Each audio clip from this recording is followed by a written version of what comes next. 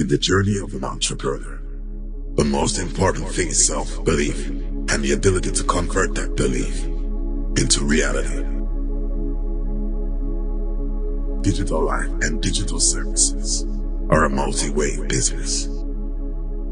I don't think that ambition should not be in the dictionary of entrepreneurs, but our ambition should be realistic.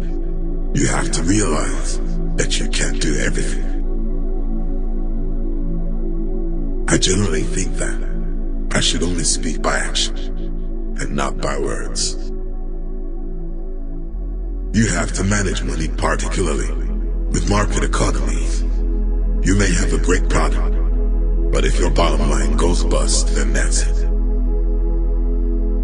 My big advantage was to have my father accept me as first generation.